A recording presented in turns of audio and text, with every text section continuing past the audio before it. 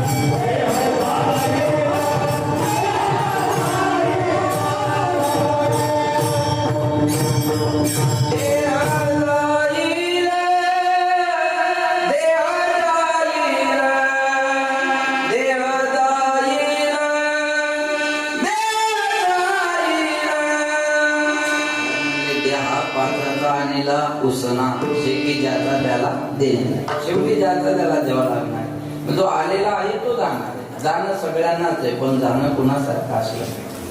एकीकडे लक्ष द्या बरं का, जावं तर सगळ्यांना लागणार आहे, फक्त जाणं कुणासारखं असावं. हे बघा, कीर्तन केलं तरी मरणार, कीर्तन ऐकलं तरी, बोला ना, म्हणजे लगेच नाही, जेव्हा असेल तेव्हा मग कीर्तन ऐकलं तरी मरणार, बरोबर आहे. माळ घातली तरी मरणार, माळ काढली तरी मरणार, सत्याला वर्गणी तरी मरणार, त्याच्यातली दाबली तरी मरणार, बरोबर आहे. सत्याला सहकार्य केलं तरी मरणार, काठी घातली तरी मरणार. मरणार इथं सेटलमेंट होत नाही, लक्षात ठेवा. मरणार. कोणी म्हणाल मरायचंच आहे तर चांगलं वागायचं कशाला? उलट चांगले वागणारे लवकर जातात, राहिलेले स्वतःला वाईट समजून घेऊ नका.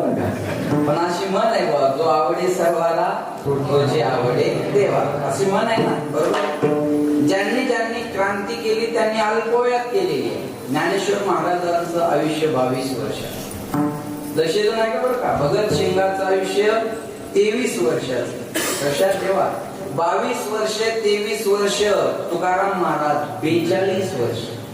छत्रपती शिवाजी महाराज 50 वर्ष. ज्यांनी क्रांती केली त्यांनी अल्पवयातच केलेली आहे. जो आलेला आहे तो जाणार आहे, त्याच्यात काही शंका नाही. जाणं पुन्हा सारखं असलं पाहिजे. हे बघा, कोर्टात जाण्याचा दरवाजा एक असतो. कोणी म्हणाल चांगलं कशाला वागायचं. कोर्टात जाण्याचा दरवाजा एक असतो, पण त्या दरवाजातून नेण्याच्या पद्धती वेगळ्या असतात. जेव्हा जेत जातो ना, तेव्हा त्याच्या मागे पुढे शिपाई असतात आणि त्याच्या सिंहासनावर त्याला बसवल्या जातात. पण तो कोर्टाचा दरवाजा पाहण्याची इच्छा कैद्याला असते का?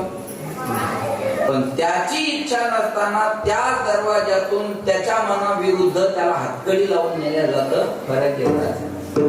संत महात्मे जेव्हा जातात तेव्हा जज सारखं सन्मानानं जातात. मागं पुढे शिपाई असतात आणि त्यांच्या सिंहासनावर त्यांना बसवल्या जातात. आणि आपल्याला आपली इच्छा नसताना आपल्या मनाविरुद्ध त्या दरवाजातून हातकडी लिहून नेल्या जातं. फरक एवढाच. नाव दोन्हीकडे असत. जावं तर सगळ्यांना राहणार, मग राहणार काय मागे? उत्तमाची उरे कीर्ती मागे राहणार, बाकी काही मागे राहणार नाही. मेल्यावर आपले कपडे जाळून टाकणार, राख नेऊन टाकणार, हळद नेऊन टाकणार.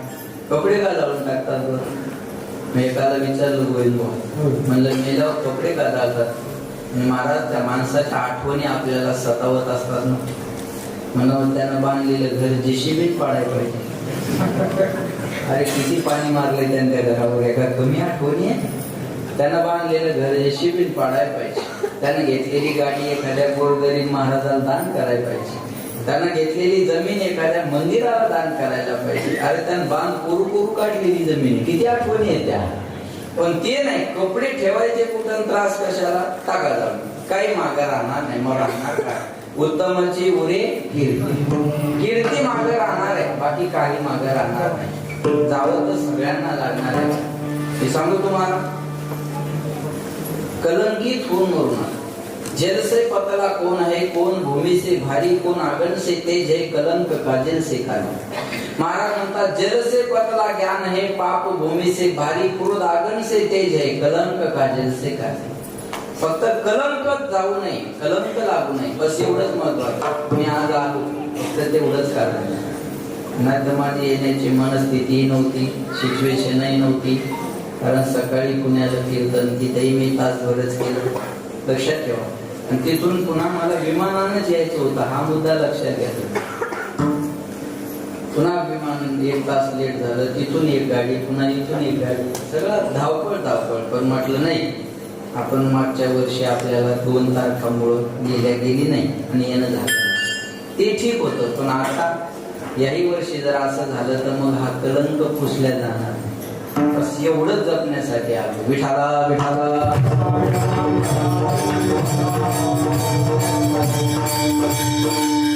एवढंच आहे. कलंकित होऊन मरू नका, बाकी काही मागे राहणार नाही. लक्ष देऊ नाही बरं का.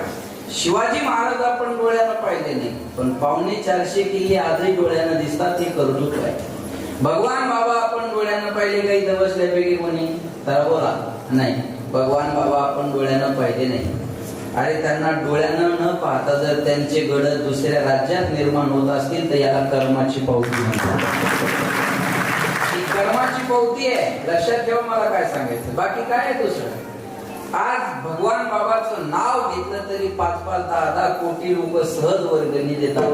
ते पण काय श्रीमंत जागीरदार बागायतदार नाही, ऊस तोडणारी माणसं देणगी देतात. ऊस तोडणारी माणसं हे कर्म मागे राहतात, बाकी काही मागे राहणार नाही. बाबांना जे करून ठेवलं ते कर्म मागे आहे, म्हणून कर्मच मागे राहत असतं, बाकी काही मागे राहणार नाही. जावं लागणारच आहे, पण कर्म मागे तेवढं राहणार आहे. गेले दिगंबर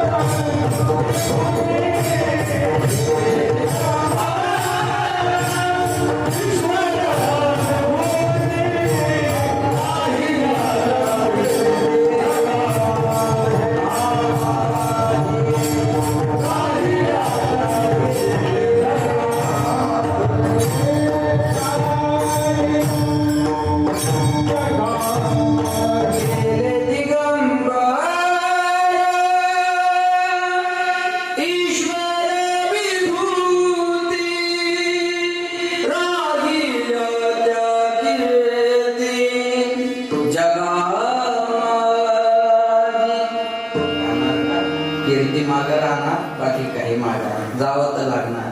जाणं कुणासारखं असावं. एकीकडे धृतराष्ट्राचं जाणं बघा आणि एकीकडे तुकोबारायांचं जाणं बघा. लक्ष देऊन ऐका. भारताचा एका काळचा सम्राट धृतराष्ट्र, चक्रवर्ती राज्य, इशाऱ्यानं चालणारा कारभार. एवढा भाग्यवान होता धृतराष्ट्र.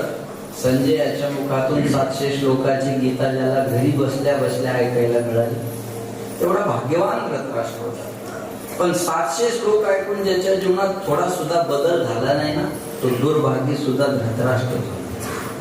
700 श्लोक ऐकले पण बदल नाही जीवनात. लक्ष नाही का? दरवर्षी आपल्याकडे 10-11 महाराज आहेत आणि सप्त्याचं किती वर्ष काही माहिती नाही.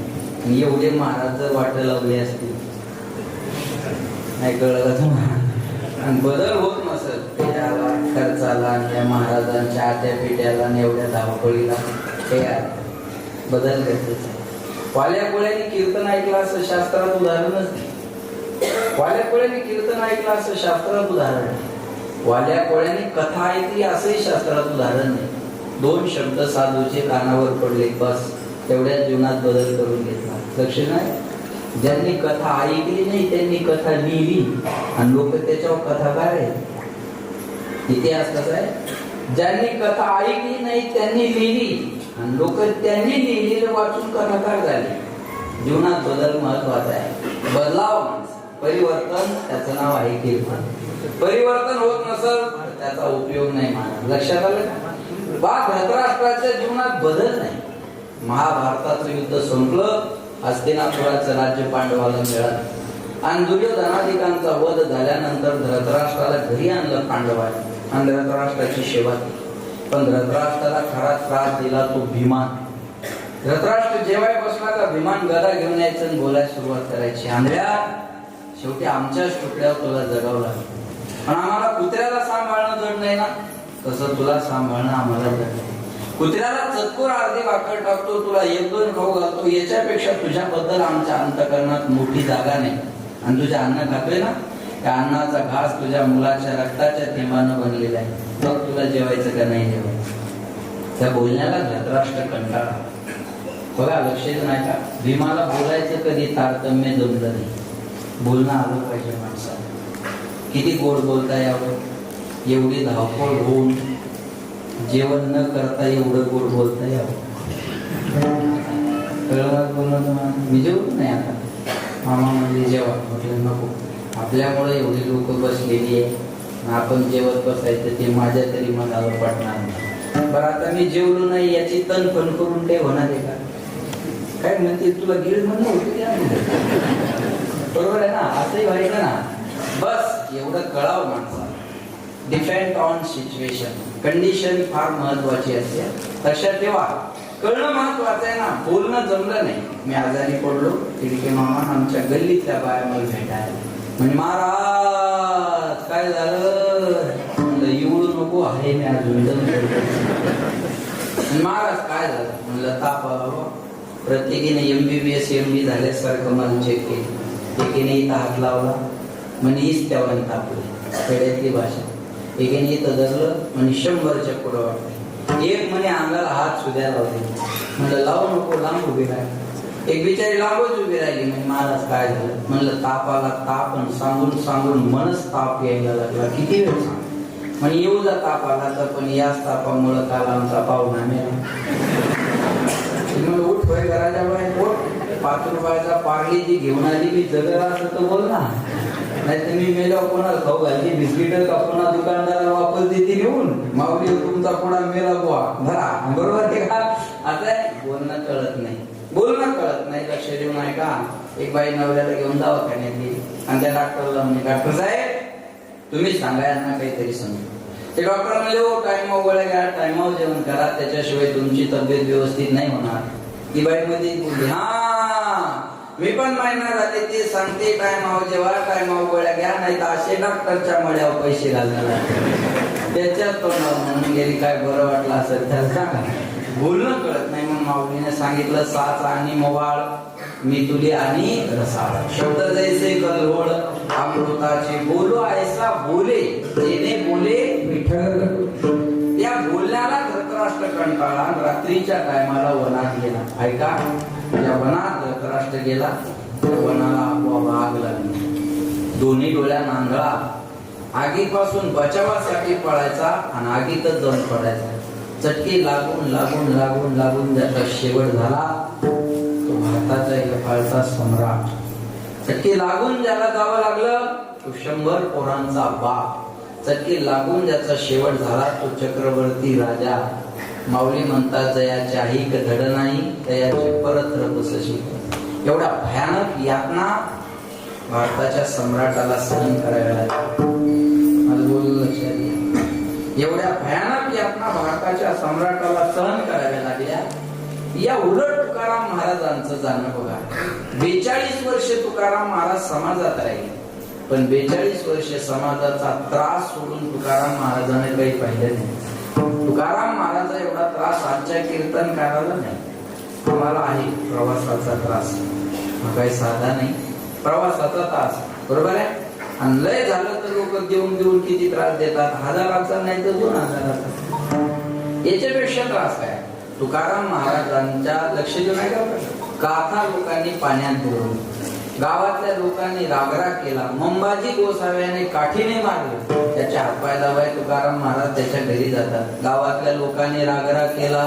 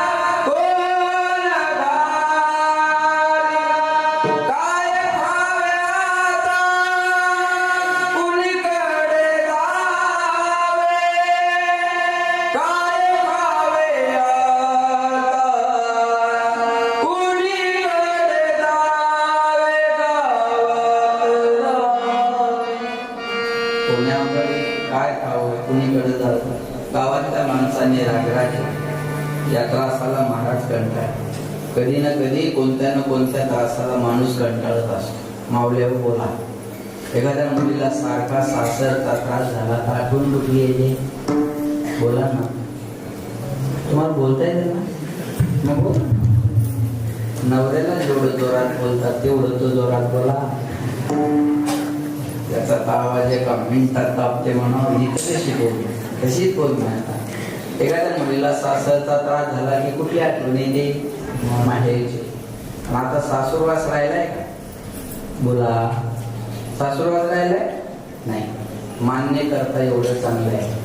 आता सासूरवास नाही, आता सुनवास आहे. माझ्या लहानपणी मला एवढंच ऐकायला मिळायचं, सासू कशी भेटती, सासू कशी भेटती, सासू कशी भेटती, सासू कशी भेटती. नवरा कसा भेटतो ही चर्चाच नसायची बरं का. सासू कशी भेटती, सासू कशी भेटती, सासू कशी भेटती, सासू कशी भेटती. आता ही चर्चा बंद झाली. आता 2-4 सासा एकत्र येतात आणि चर्चा करतात, महाराणी येतीच कशी, ठेवती घरात का काढती लाका मारून घराच्या बाहेर.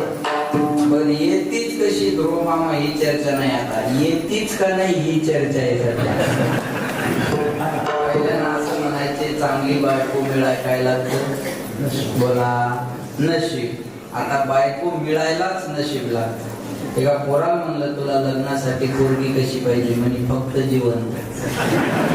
बस, आपली अपेक्षा करायची नाही म्हणे माझं झालं. बरोबर आहे ना. आता सासूरवास राहिला नाही, आता सुनवास. एखाद्या मुलीला सासरचा त्रास झाला की ती काय म्हणायची?